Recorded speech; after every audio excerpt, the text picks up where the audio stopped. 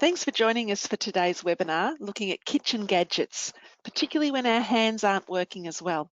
I'm joined today by Peter Simpson. I'll introduce him to you in a moment. I'm Andrea Salmon, one of the Education Program Coordinators, facilitating today's webinar.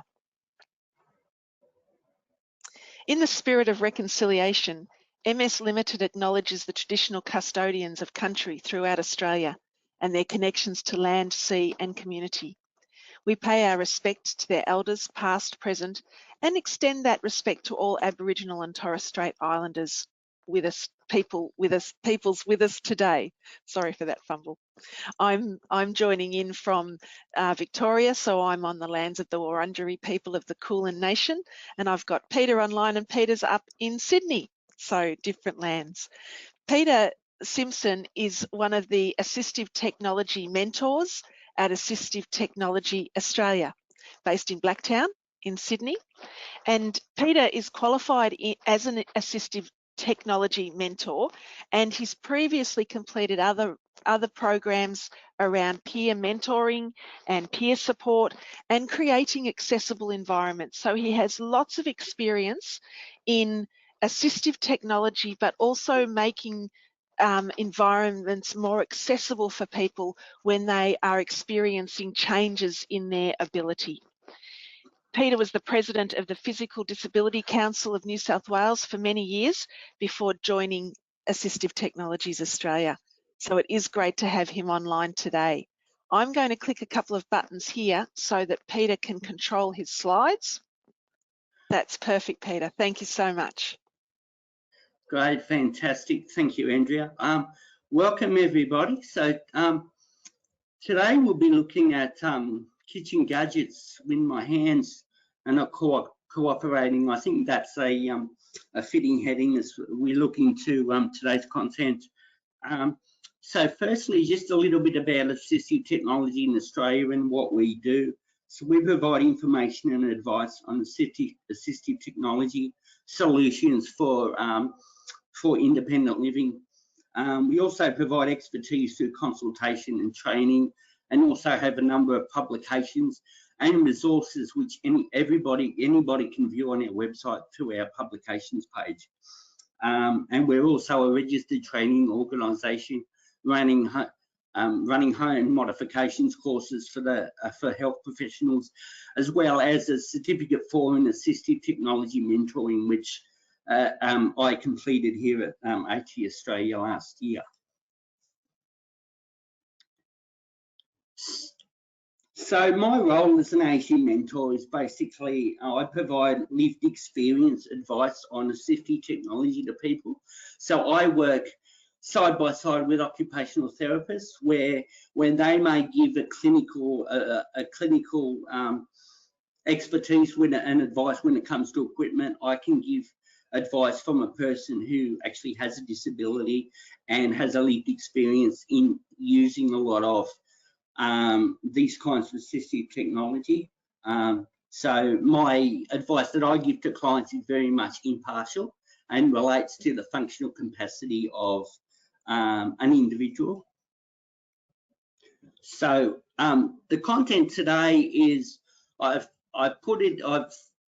designed it into a few categories in kitchen tasks that we might perform in a kitchen. So for example, meal preparation, eating and drinking, household aids, and then at the end I've got some useful resources for anybody who might like them as well. So many devices are available to assist with daily kitchen tasks, particularly when our hands are not functioning as they should. So today we're going to investigate and explore some assistive technology devices that will make kitchen tasks easier and safer. So in saying that, there's a lot of assistive technology and pieces of equipment out there. So what I've done for today's presentation is I've separated it into tasks that we may be performing in the kitchen, for example, and just given a selection of a few types of different devices that we might be able to look at. So what we're looking at today, the products we'll be looking at today is by no means what's only available. There's a lot of different technology and assistive technology out there for people, and if people want to go and have a look at our website, we've got an abundance of products on our website as well. So we'll start with our meal preparation aids. So what I've done is I've selected a few different types of can openers, which we'll start with.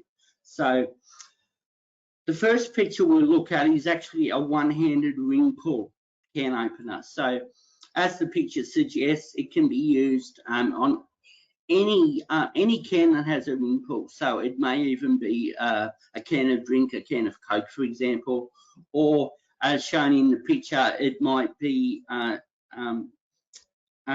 some food. So that's a really good one-handed device. It's actually very popular. We actually have that particular device here at Blacktown, and everybody that comes in sort of loves that device as well. The second one is actually a single-touch electronic can opener. So it actually, you place the opener on top of the can, and by pressing that green button, it will automatically open that can for you. That's another really good solution as well. The third one we're looking at, which a lot of people may have seen, is actually a large grip handle manual can opener. So as you can see, you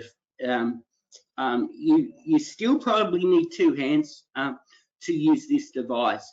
However, the actual handle on it, which is a D-ring handle, is quite big and quite easy to grasp. So you might even put your hand inside that D-ring, for example, to give yourself a little bit more support when opening that can.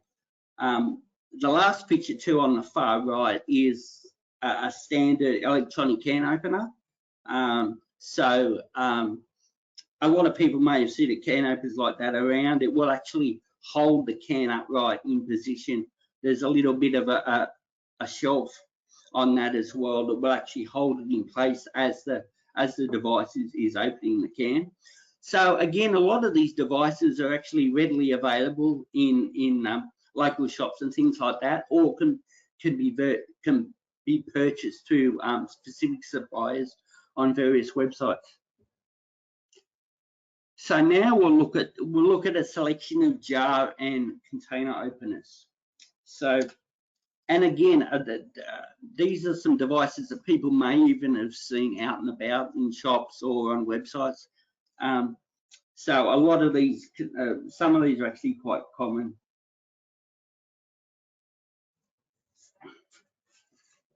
So the first one, so we've got a selection of multi-openers. So the first one is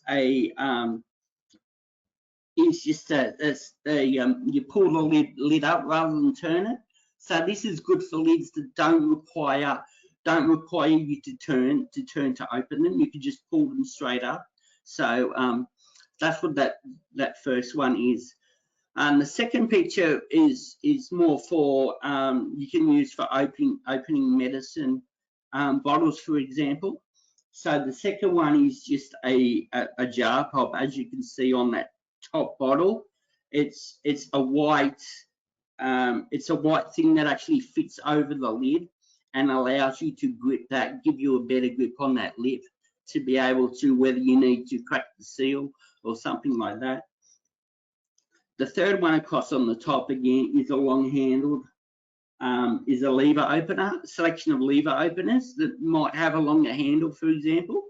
So this one is a circular gadget, and all we're doing is placing it over the lid, and with the longer handle gives us a little bit more leverage to open a jar that might be really tight, for example.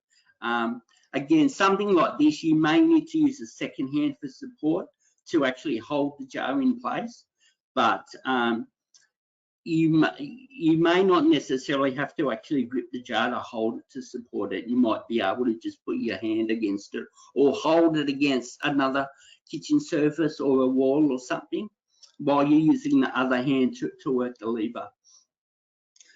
Now we'll just go down to the bottom row, and again, a couple of different design types of lid openers. That one on the bottom requires a grip action. So again, one-handed with possibly a second hand having to support the bottle or the thing that you're opening. But this one allows you to actually grip the opener and then turn it with a left or right motion. That second picture on the bottom too, again, this is just another long-handled option, but this one will actually just sit. It's actually a flat opener and will sit flat on top of the lid, and will actually grip it on both sides as you open it as well. And then the red one, the third one across on the bottom line, again, is very similar to that one on the far left, where, as you can see, it's got different size notches in it, which again is for different size bottle lids, for example. So this one you could use on various size containers or bottles or openers. And the one on the far right is actually a one-touch automatic jar opener. So how this one works is the bottom teeth of the device actually holds the jar in place, and then under the bottom there's a separate set of teeth that actually grip the lid. So, and then you activate it by pushing a simple button, and the opener will open the lid and close the lid as well on its own in one action. So this particular device, all you need to do to operate it is just push that operating button. You don't actually need to hold this jar or anything like that. The only thing you will need to do is when the opener has actually opened the jar, just either yourself or get somebody to pull the jar opener off, and then the lid will be attached and the lid will just come off as well. So that's another popular device as well. That particular device actually also comes as a can opener as well. Peter? Yes, Andrea. While we're on that previous slide, yep. Can you give us an indication on rough prices? Are we talking $10? Are we talking $100? What sort of price range are we thinking for these gadgets? These, I mean, obviously suppliers will offer, have got different prices for them, but a lot of these devices, probably the most expensive device here is the one-touch automatic can opener. I think that one sort of I think the price range for that one is sort of between $30 and sort of $70 whereas the other ones can be quite inexpensive. A lot of the other openers you can pick up for 10 or sort of 15, even $20, for example. It just depends on what supplier you sort of look at and you sort of go to. That's great, thank you. So now we'll look at some stabilizing devices. So these devices can actually be used when you're actually wanting to, when you're trying to do a kitchen task, but you actually want to stabilize whatever task it is you're doing. So for example, the first one on the top line is actually a belly clamp bottle opener.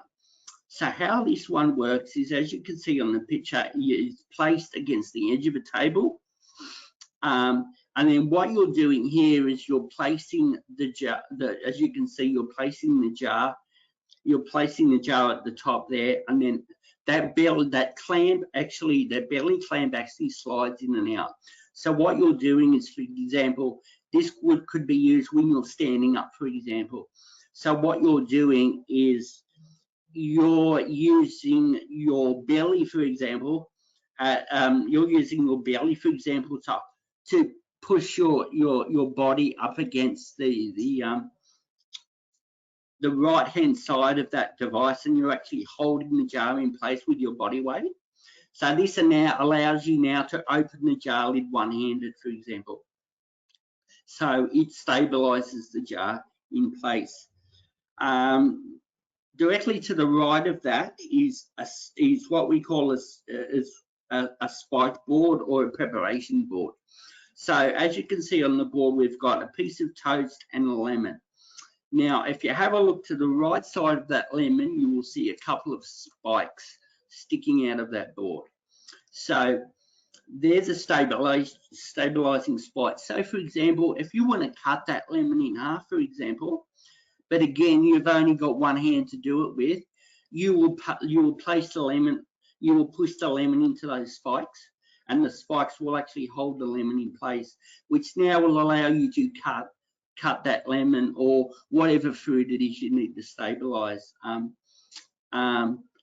the one that's holding the toast in place is slightly different. It's actually like a clamp, for example, like it will actually hold the bread in place, which will now allow you to butter it one-handed. So there's a lot of different selections of these type of cutting boards and stabilizing boards. A lot of them, again, are actually on our website. I think we've got about 10 different stabilizing types of boards on our website that do different functions and slightly different things. So you can have a look up there if you're interested. On the bottom left, we've actually got a non-slip mat. So the eggs are actually sitting on a non-slip mat. And again, that mat's actually got an anti-slip surface. It's made of a type of rubber. So it's actually not sliding along the table, and also the top surface of it won't allow whatever it is you put on that surface to slide along it as well. So that could be potentially used as another cutting board as well, or you might, if you're doing some cooking and making a recipe, put something in a bowl, for example, you might put the bowl or something on this non-slip surface. It just means that the things aren't sliding across the table when you're trying to do things with it. The next picture on the right is actually a pan holder, a saucepan holder. So this actually is held in place by a suction caps, which you can see on the bottom of the picture. There's a black suction cap, which the holder is actually slotted into. So as you can see, the handle of the saucepan goes into the edge of the end of the device, which now keeps your saucepan rigid, and again stops the saucepan from moving.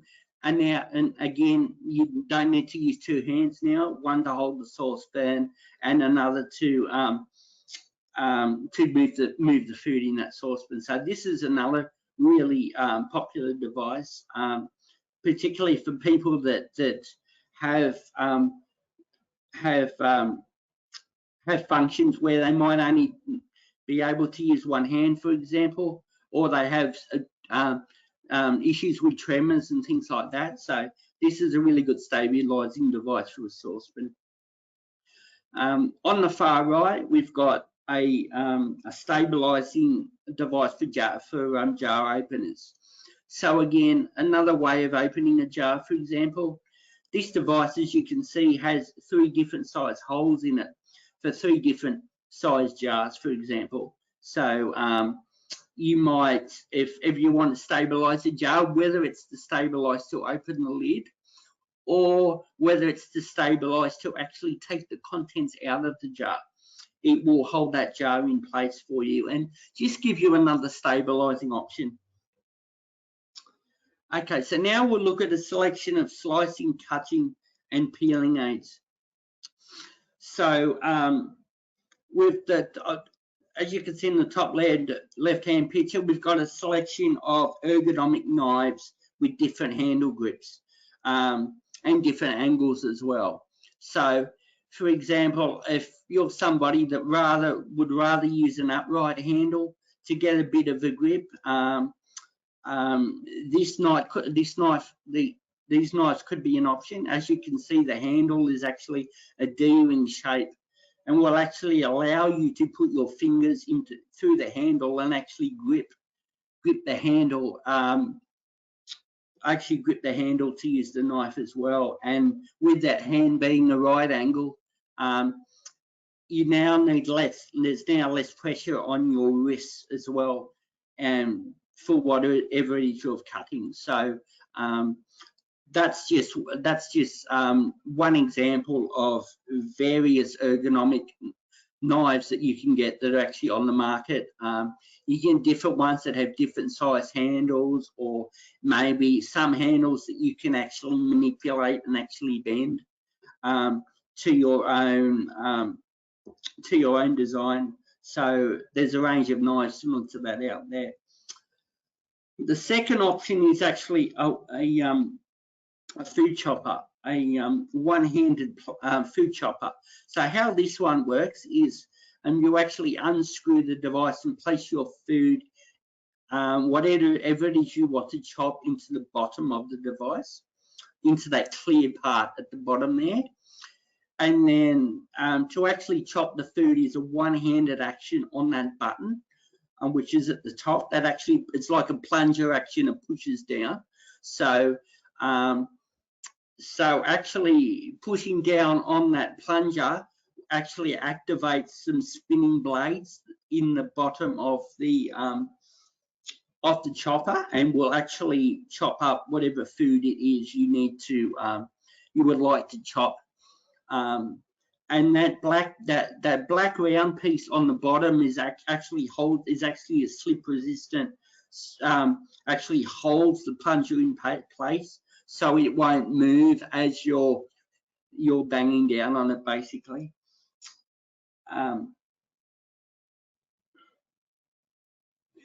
The next picture to the right of that is a battery operated vegetable or fruit peeler.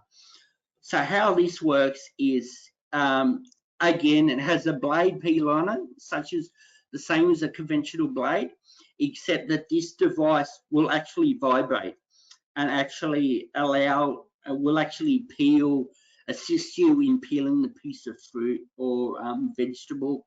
So while you still have to actually hold this device, you still need two hands, one potentially to hold the fruit and one to actually hold the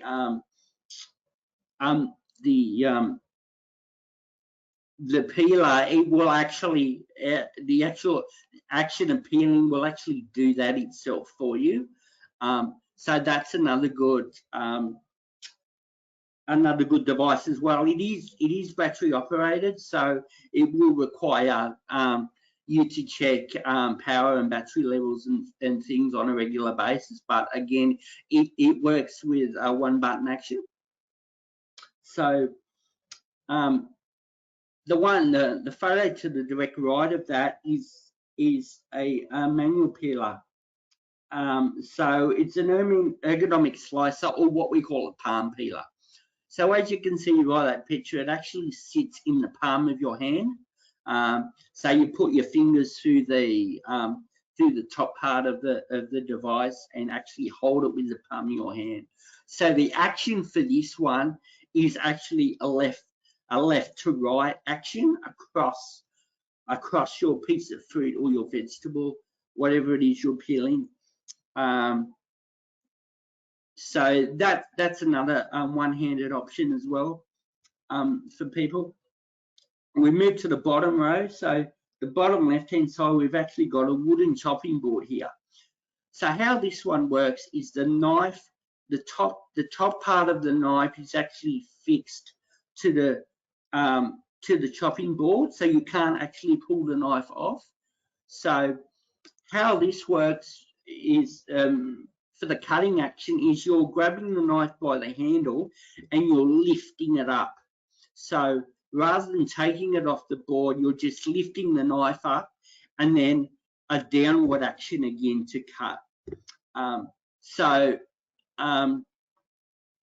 This is another option. This is quite, people like this option too, because it's a little bit safer in that the knife is actually held in place. So it might be actually a bit more safer for people, particularly if someone's got a tremor, for example, and you're worried about shaking the knife out of your hand or something like that. So this actually holds the knife actually in place and allows you just to do that cutting action and nothing more. So these types of boards are good options as well. We now move to that middle picture. This one is another popular one that I get asked a lot about. This is actually an egg cracker. So I know a lot of people, I know myself, for example, who has quite poor hand function. One of the things that absolutely frustrates me is cracking an egg and separating an egg from the contents. Example, usually I'll have to get somebody else to do it, but this actual device will actually not only crack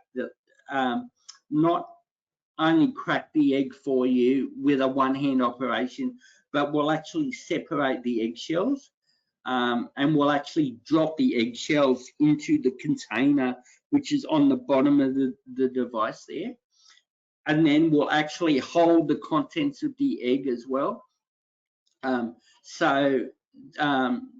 This is a good device as well, and quite a popular one that people can have a look at. And then the last picture is a pizza cutter.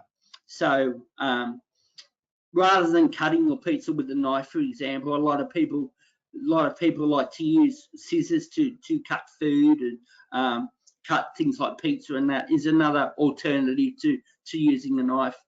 The difference with this one is you can see on the bottom, and it's actually got a flat, underneath that bottom blade, it's actually got a flat section. So this knife will actually sit on the table for you and will stabilize itself on the table. And all you're needing to do is do that cutting device, guide the pizza or whatever it is you're wanting to cut with your second hand through the front of the blade, rather than moving the actual scissors. And then these scissors are actually spring loaded. So the only real action you need is the grip action to push down on the scissors. Once you've released, the scissors will actually spring load back into place again. And then there's other types of scissors, spring-loaded scissors as well, that we'll have a look at a little bit later as well. So now we'll just have a look at some kitchen utensils and containers. So the first picture is actually of an automatic hands-free sauce stirrer. So how this works is this is actually battery operated, and for example, if you're making, if you're trying to mix things ingredients in a saucepan, for example, this device will actually, once turned on, will actually, you place it into your saucepan, and then the three legs on the bottom will actually vibrate and will actually stir and help you mix whatever it is you're trying to stir, whether that be in a saucepan. You could use it in a saucepan. You could use it to mix some different drinks, for example, in a cup. So this can have many sort of applications when trying to mix ingredients together. So that's how this device actually works. The next one is actually a set of sit-up tongs. So these work again as conventional set of tongs would. However, because these actually have a flat base on its surface, these tongs can actually be used on a flat surface. So rather than you having to pick them up off the table and use them, you can actually use them while on the table. As you can see, the ends of the tongs are actually raised. So you can slide, for example, if you're trying to pick something up off the table with tongs, you can slide those tongs back and forward across the table and actually pick them up with the end of the tongs.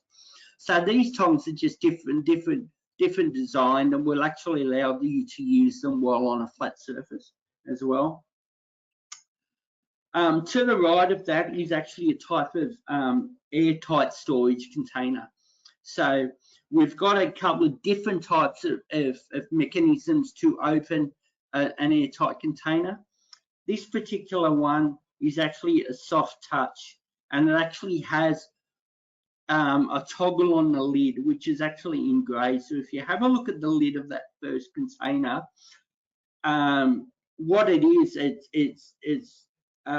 it's a one-handed fingertip squeeze. So what you're doing is you're squeezing those two grey buttons together, and then lifting the lid up.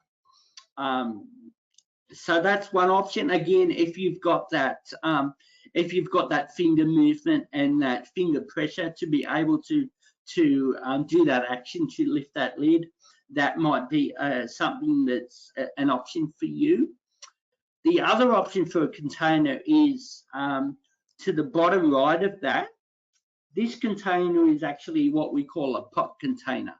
So it actually works with an airtight push button seal.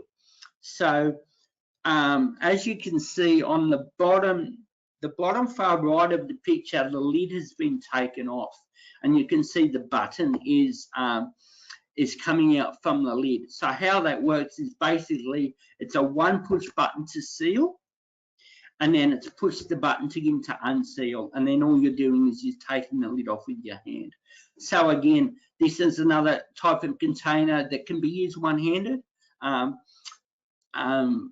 and these are actually also very popular as well, and can actually be purchased in a lot of homeware shops, for example,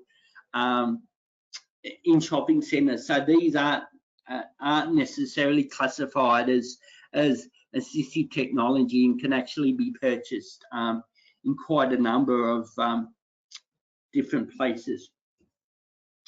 So now we'll look at drinking and eating. So now we'll look at just a few samples of some plates, different types of plates and bowls that can assist people. So the first two pictures up the top are of what we call a plate. They're actually plate guards or a plate surround.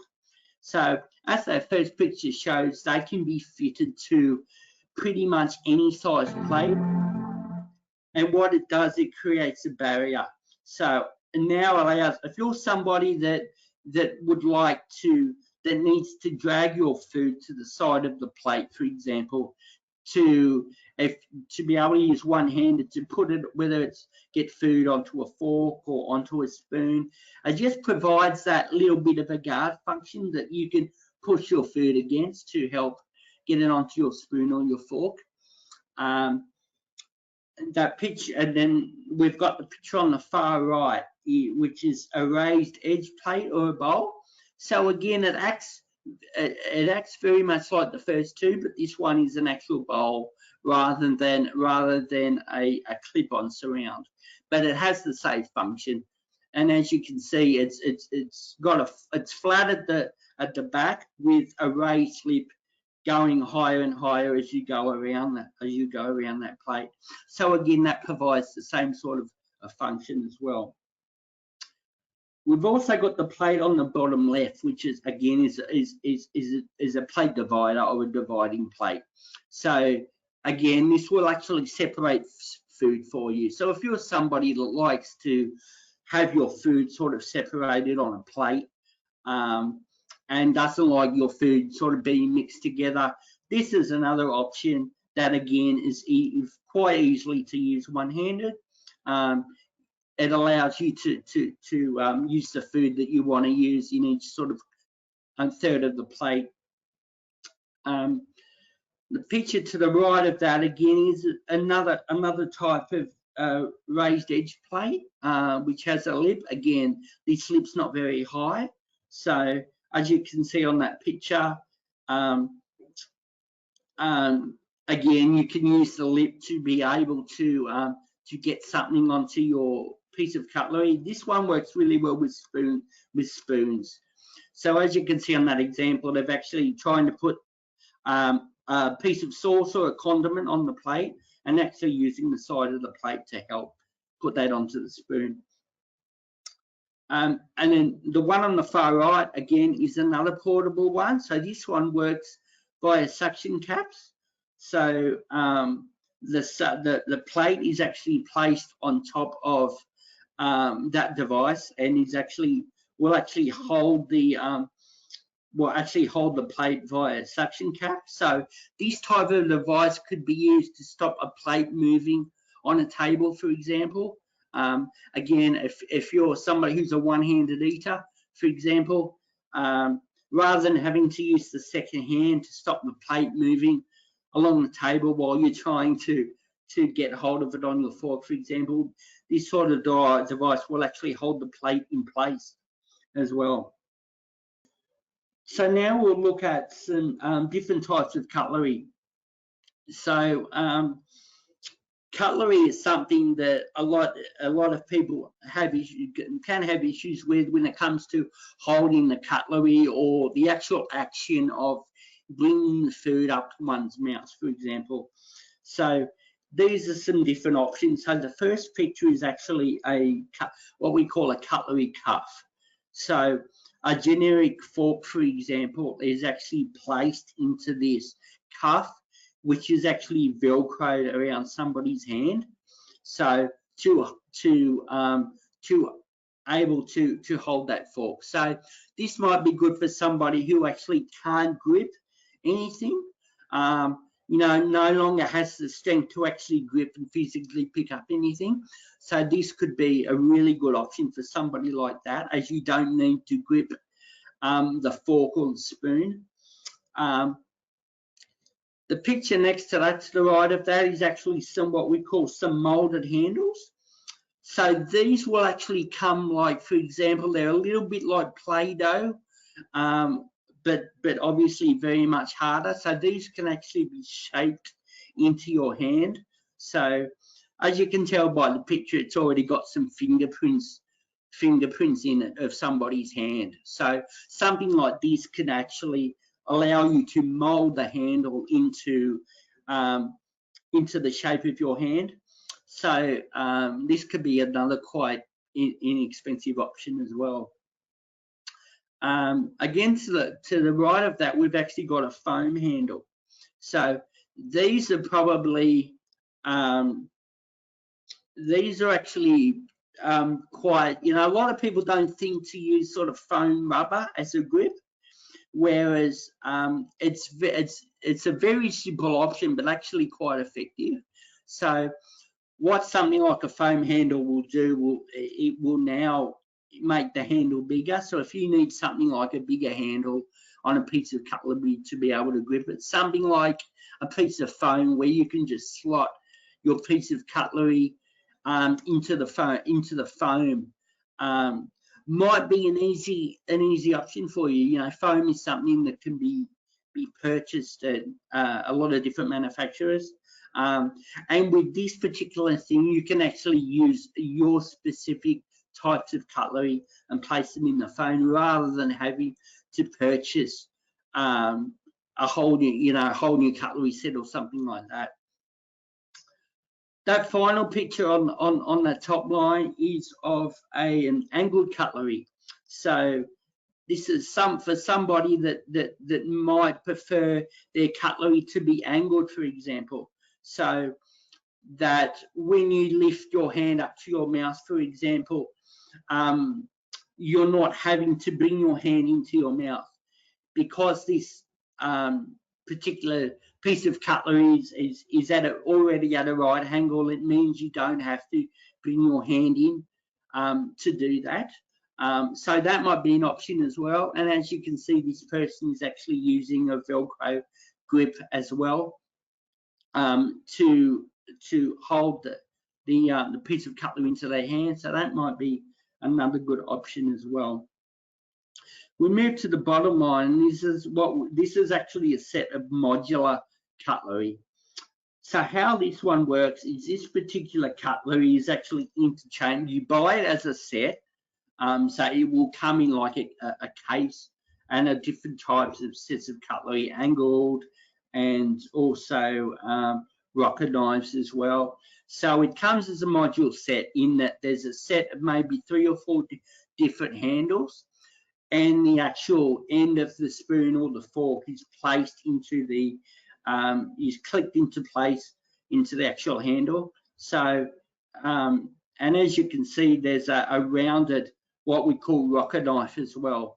which again is a different style knife, which rather than a conventional knife where you're having to pick the knife up and push it back down with a cutting motion, a rocker knife actually allows you to rock the knife along the table backwards and forwards and actually allow you to cut that way as well. And then next to that, we've got some more ergonomic, different types of ergonomic handles that might be a little bit thicker or a little bit more, have a rounded edge on them. These ones are a little bit shorter, these handles, but they might be a good option for somebody as well. The picture next to that again is of a rocker knife. So again, it's a rocking backwards and forwards action to cut something, whether it be a carrot or a vegetable. You're just rocking the knife backwards and forwards, will allow you that cutting motion. But this particular handle will allow you to just grip onto the handle, grip onto the T handle with like a grasp, and will actually allow you to grip it with the whole hand. And that last picture is actually it's actually called a Nita Eater. It's actually it will actually electronically lift the spoon up to your mouth and then down back into the bowl again. So this would be good for somebody, for example, that may have limited function in both hands and or arms, for example. So if you're somebody that is unable to actually lift their hand up to their mouth, this robot is actually this is actually remote controlled, and by a series of buttons will actually allow you to lift that arm up to your mouth height and then down again, and to pick the food up into the bowl. So this is another automated option that people might like to have a look at as well. Again, this particular device, you can actually charge it as well. So that's a consideration as well, making sure that that it's always charged. And a lot of people like to use these sort of devices as well, as it gives a little bit more dignity to the process of actually eating, rather than having assistance to actually eat as well. So it's another option for somebody as well to be able to sort of help feed themselves.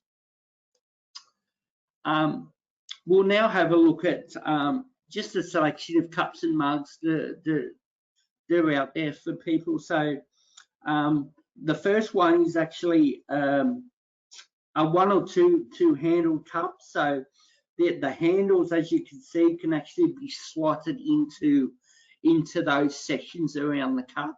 So you can actually take the handles out and put them in any position around the cup that you like. You may not want to use 2 handles. You may only want to use one handle, in which case you only need to put 1 handle on. The handles are nice and big D-ring handle, allows you to grip that mug quite easily, and this particular mug's actually quite lightweight, so that might be an option for somebody as well. And then the one directly below that, the white one, is actually a slip resistant mug. So the bottom of the mug actually has a rubber surface on it. So once you place the mug onto the table, the mug now won't slide unless you pick it straight up off the table. So if you pick it straight up off the table, it will come up for you, but it won't allow you to slide the mug across the table. So for example, if you're somebody that may have tremors in your hands, for example, or involuntary movements in your hands, for example, and is worried about spilling or knocking the mug over or something like that, this cup will actually not allow that to happen and not allow it to slide across the surface, which is actually very similar to the red one. If we move across to the left and have a look at that red mug, The red mug is actually what we call a mighty mug. So it actually uses smart grip technology, which is actually on the bottom. You can see the bottom of the mug is a lighter red in colour. That is actually a smart grip technology, and what it is, it's actually a little hinge. So it will actually grip to the table. So we've actually got one of these here in our showroom, and I can tell you now it's impossible to knock it over. So you place it on the table and you can literally bang it as much as you like. It actually won't tip. And then to lift it off the table, you're just lifting it straight up.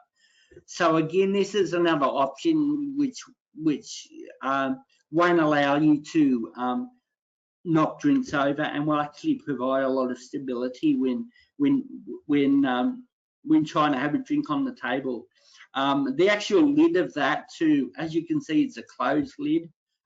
You can open the lid if you want to, but the closed lid will actually has a hole for you to put a straw or something in it as well. So you may not even want to pick this type of mug up to drink. You might just have the straw in the top of it, for example, and just lean over and drink out of the straw. So it won't knock over as well. The one directly above that on the left is a dual handle. So the black handle, as you can see, it will actually, the mug it actually fits over the mug. So it's actually quite portable, and you can click it onto any cup or any mug of that particular size, whether it be to add a second handle. So as you can see, as it's placed on that white coffee mug, actually now has two handles.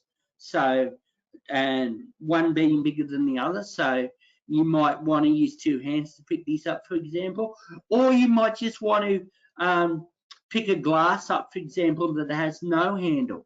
And then this now gives you a bigger handle and a bigger surface area to actually grip. So that's another good option as well.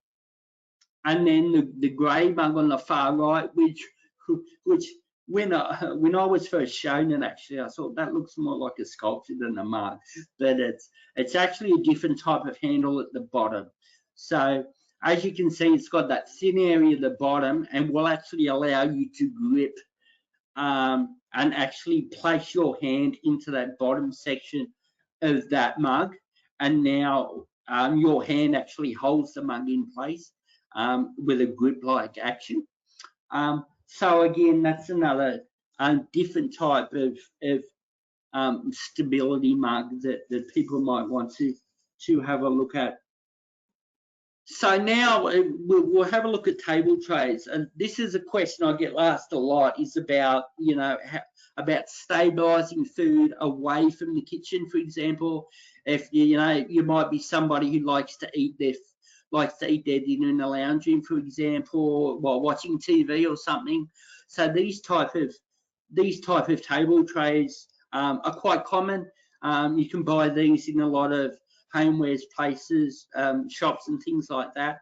And these are just 3 different types of stabilising trays. So the one on the left actually has a rubberized grip surface.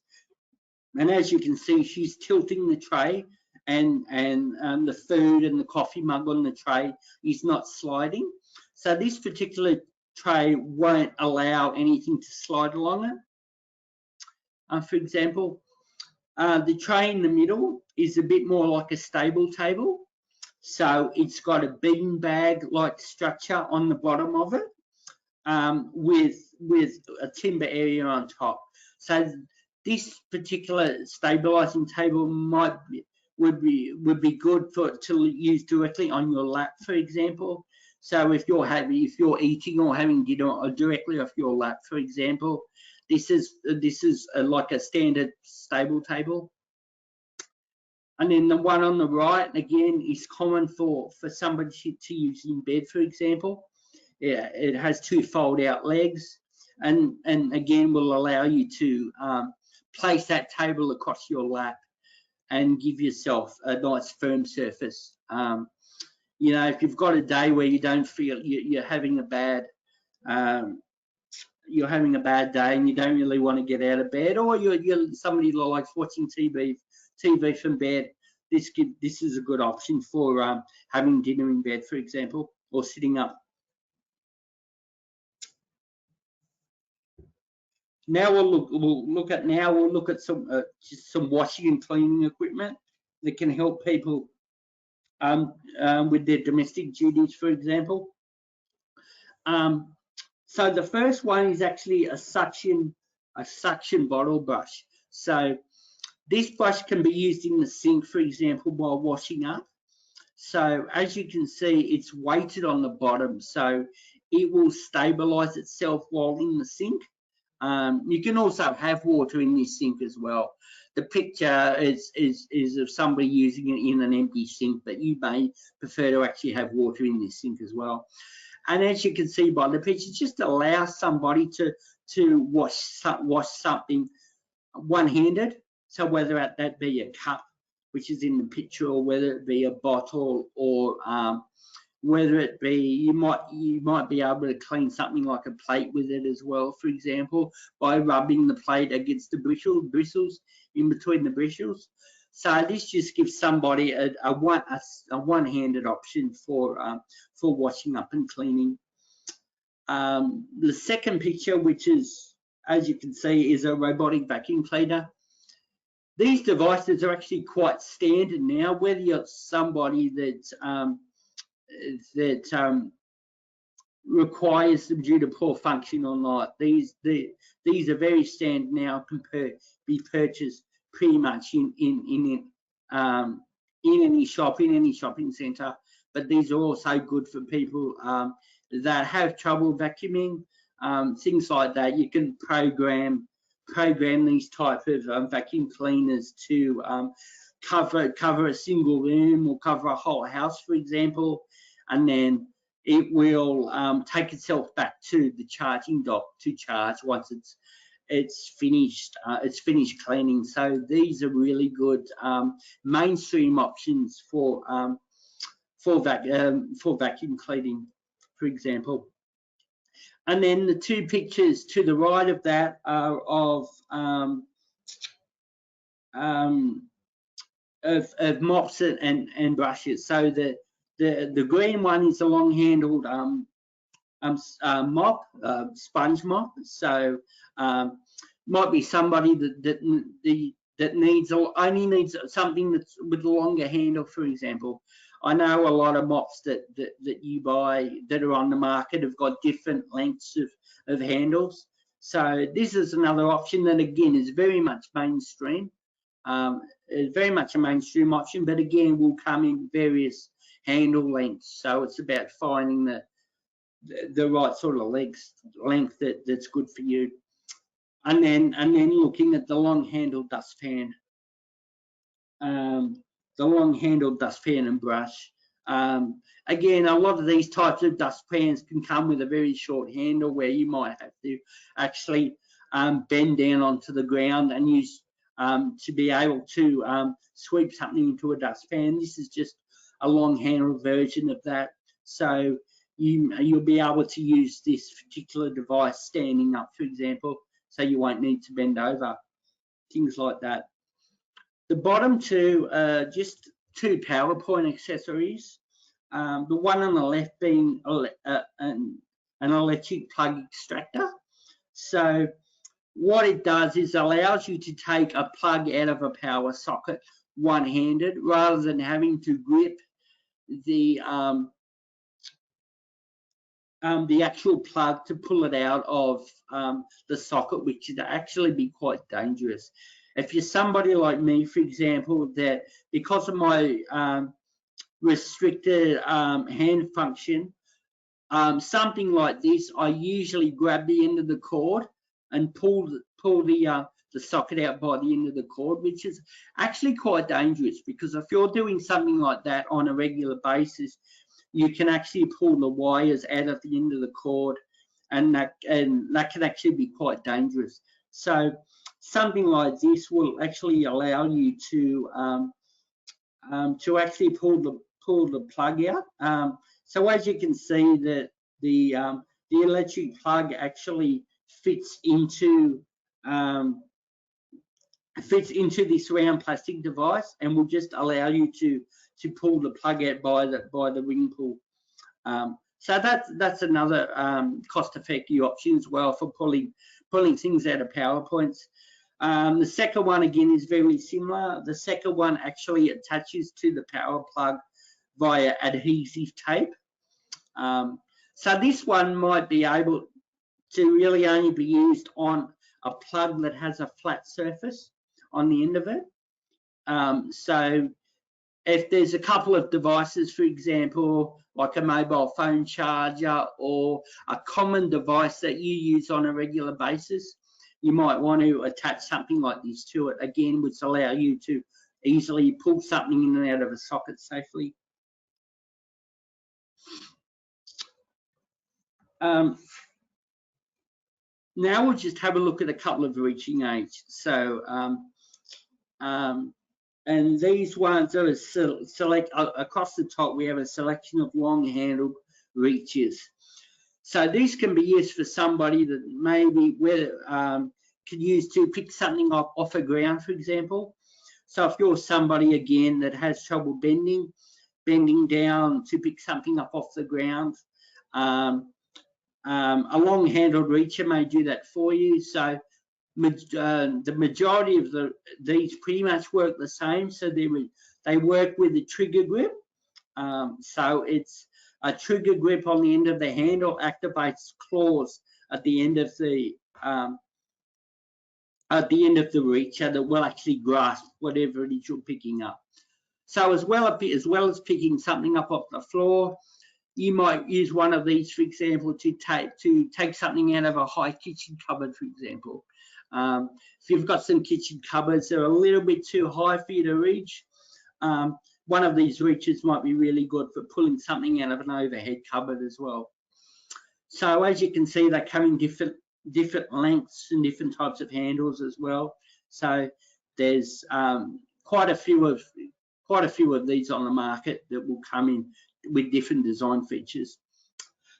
And on the bottom, we have some clothes drying and ironing aids. So the first one on the left in pink is actually a multi-purpose click or a peg. So what actually happens is you actually buy these in sections, and they will actually clip onto each other. So you can make the clothesline, for example, however long you want it to be, by buying them in sections and just clipping them together. And as you can see, there's no pegs needed. You can see the towel is just threaded through the hole in the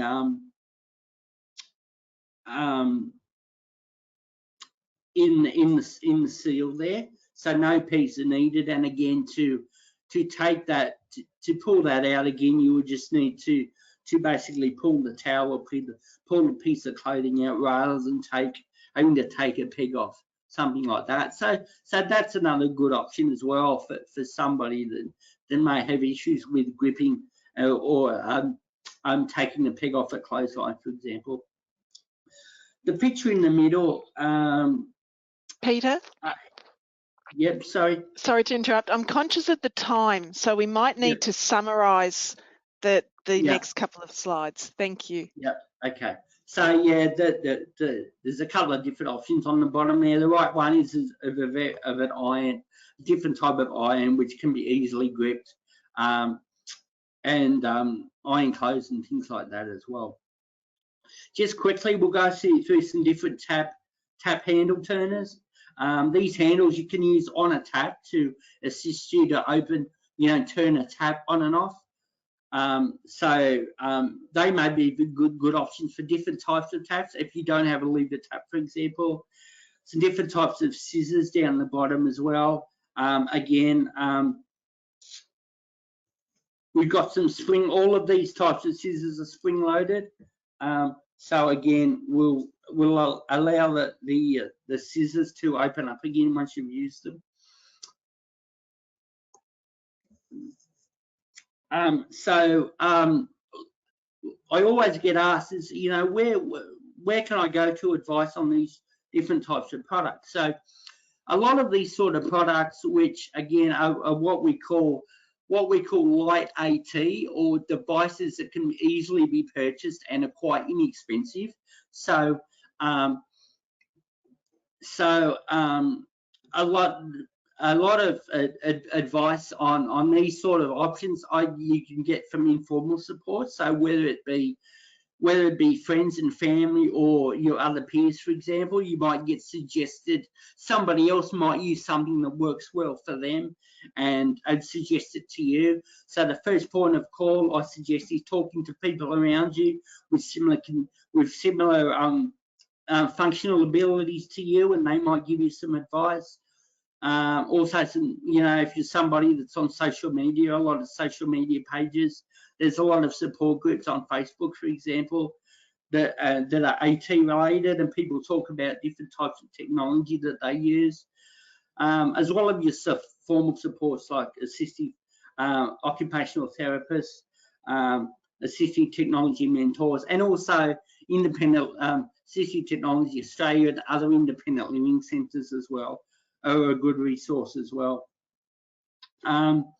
So again, formal assessment. So if anybody is experiencing changes that are affecting them that they're not quite sure about, or they're worried about their safety, or they're worried about the safety of using particular devices, I always recommend getting assessed by an OT, or at least speaking with an OT and getting some advice around that, because they can always make a recommendation on the most suitable devices for you and to help you around the home. How to fund my low-cost AT. Again, a lot of this assistive technology is quite easily purchased, and you can get them in and they're quite readily available and are a low-cost option. But if you need to look at funding options, obviously you've got the NDIS for those people that have an NDIS plan. And in saying that, and for those that do have an NDIS plan, a lot of these low-level pieces of technology can actually be purchased from your consumables budget, for example, without needing an assessment done. As well, you've also got, for those that have a DVA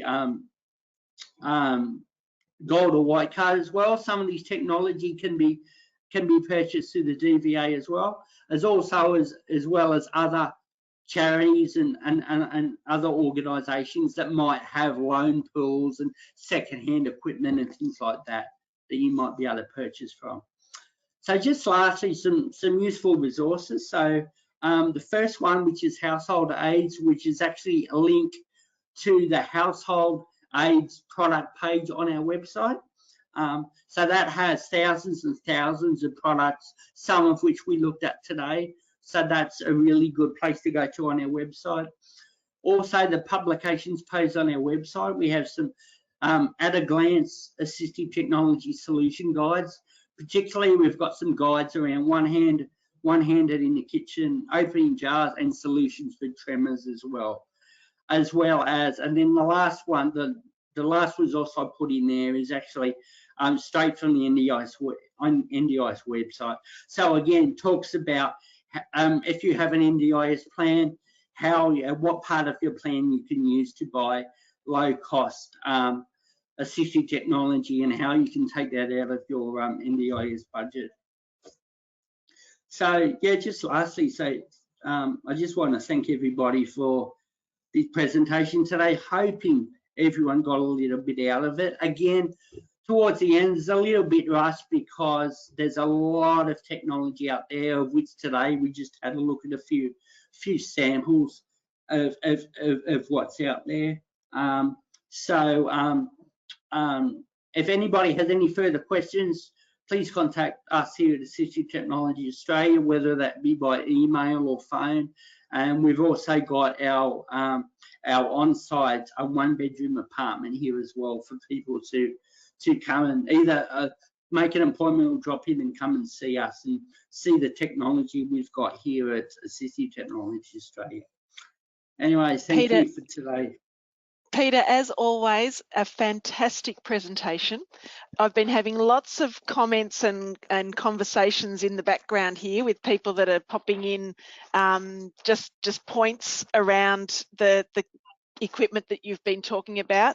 Yeah. I think for me, like you said, it just highlights how many options there are available for people. And I hope that everyone that's listening today is really encouraged by that if you're struggling with some aspect of life because of your hand function, reach out and ask if there's some gadget that can help.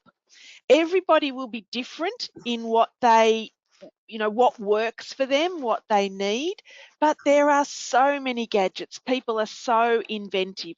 And I really appreciated your comment about reaching out to your peers, because that's a fabulous resource to connect with other people experiencing similar difficulties who have overcome that and have a good idea for you. So please connect in whatever way works for you. We were having a little interesting conversation offline about eBay versus trying products, because a lot of the things that you were showing us probably are purchasable through eBay. The downside of that is you don't get to try it and see what it's actually like. Yeah. The upside is probably that it can be quite inexpensive and delivered to your door. So think about that when you're thinking about equipment as well. It can be great, as Peter said, to check out a display so that you can see if the thing will actually do what you're hoping it will do. Lots of thank yous coming through, Peter, for your information today. And I really appreciate the way you share the ideas around maintaining dignity and maintaining independence. That's what it's all about. So thank you everyone for being online. Thank you again, Peter. Please stay online when you finish to do the little survey, and particularly give us feedback if you would like more of these sessions and what you would like us to cover. But again, to end today, thank you, Peter, and thank you everyone for being online.